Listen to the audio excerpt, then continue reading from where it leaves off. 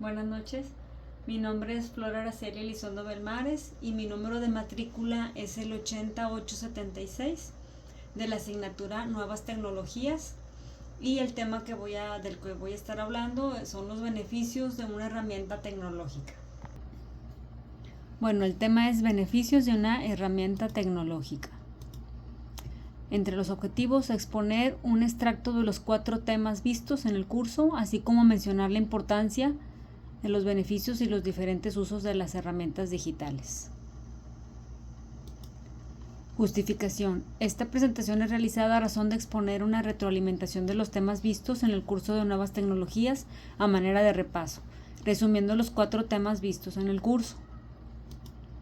Edición avanzada de documentos. Entre los documentos y formatos más comunes se encuentran las cartas, el currículo. Entre los trabajos académicos escritos se encuentran el resumen, el ensayo, el reporte, la tesina y la tesis. Vimos por ahí, por ejemplo, las plantillas. Vimos las opciones de autoedición, como la autocorrección, el autoformato, el autotexto, las etiquetas inteligentes, las tablas, el hipervínculo, los documentos personalizados de distribución masiva. Ahí veíamos que las ventajas que se obtienen con el uso de esta herramienta son responder a correspondencia masiva con mínimo esfuerzo. El documento principal puede utilizarse con diferentes bases de datos. Una misma fuente de datos puede emplearse con distintos documentos principales, manipular el origen de datos y extraer la información de acuerdo con ciertos criterios para generar los documentos para las personas que los cumplan. Formularios, vimos entre ellos los formularios simples y los formularios electrónicos. Se define como una plantilla especial con formato similar al de las formas preimpresas. Está compuesto por texto estándar que no se debe de modificar y por espacios llamados campos, donde se introducen los datos.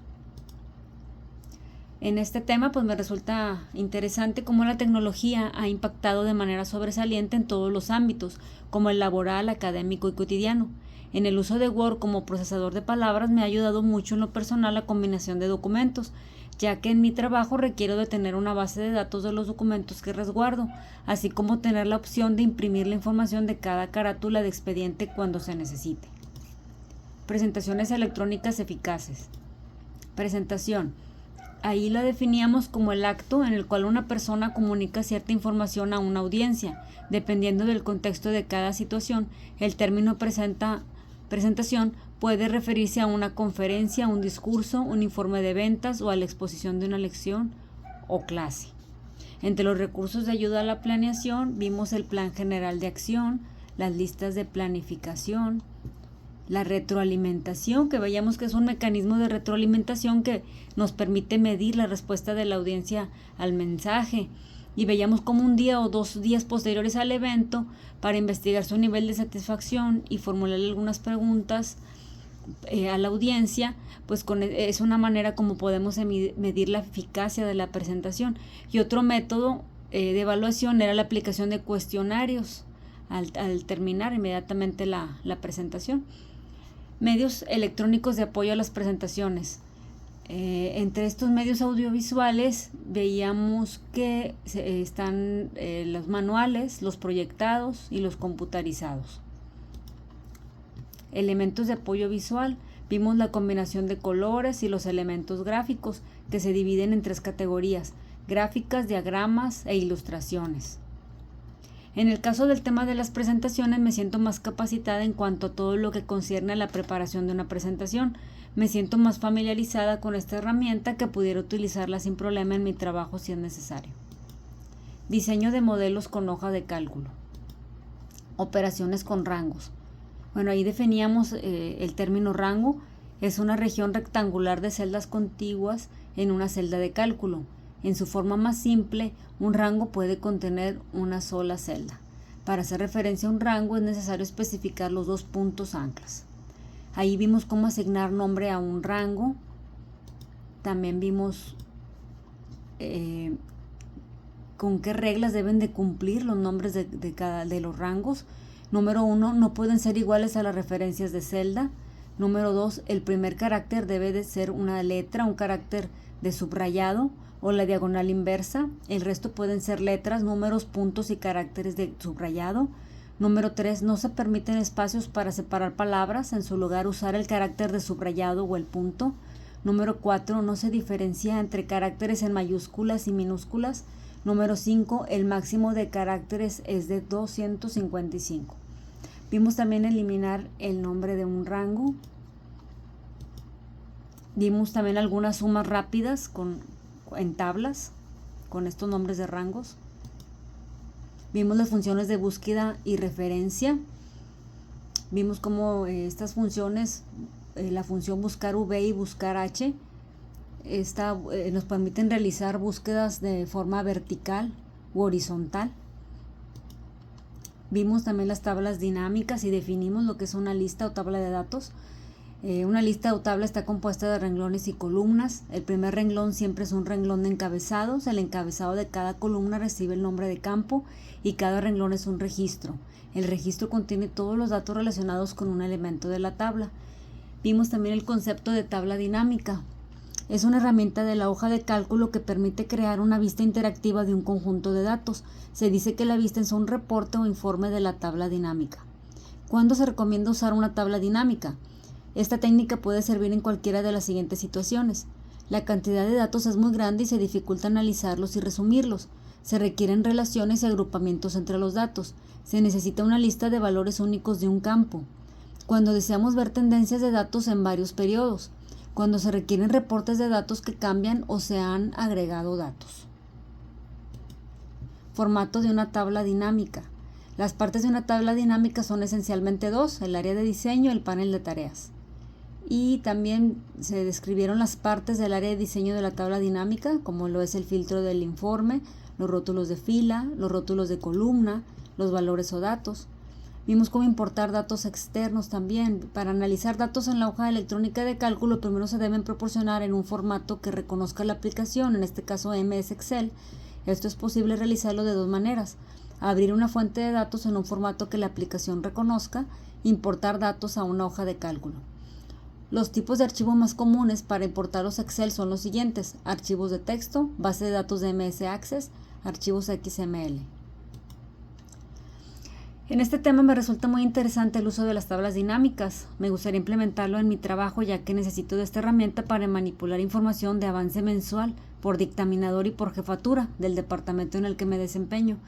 De esta manera podré presentar un reporte mensual y anual al subadministrador de los resultados obtenidos, junto con las estrategias empleadas para solventar picos de trabajo y realizar un análisis anual de qué métodos nos sirvieron y cuáles no funcionaron, así facilitar también la toma de decisiones.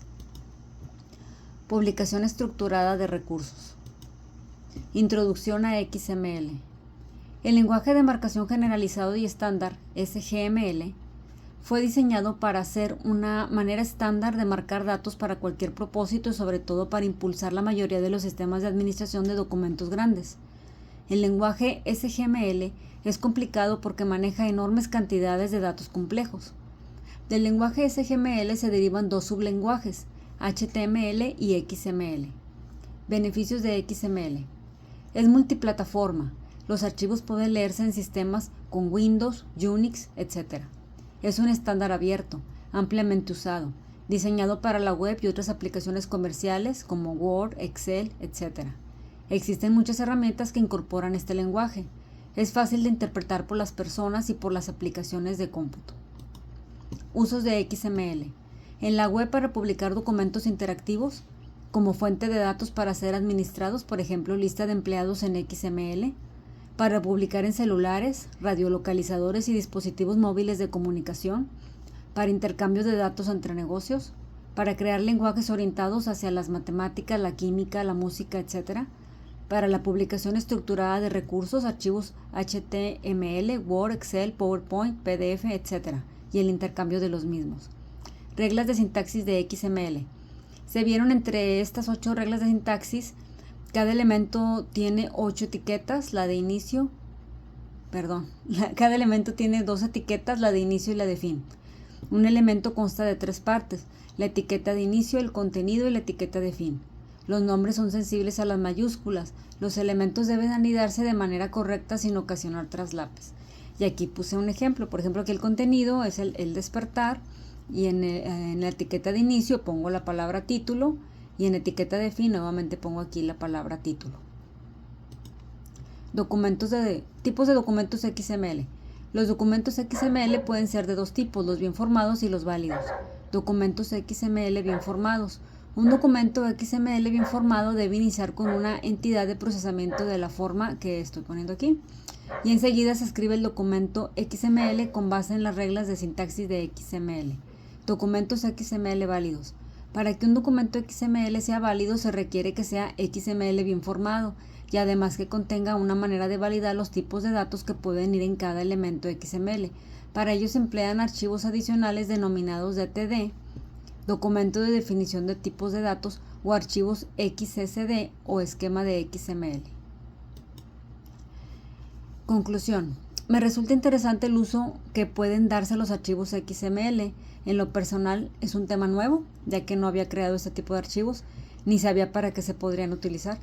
Con la lectura del libro base deduzco que son una herramienta versátil y muy útil para facilitar el trabajo del día a día.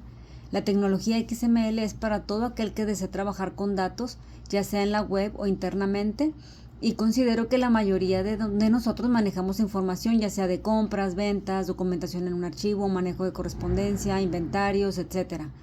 El lenguaje de marcación extensible XML es un concepto popular en Internet y en muchas aplicaciones modernas, de manera que es una herramienta de actualidad y no se puede considerar obsoleta o pasada de moda. Y la bibliografía. Muchas gracias.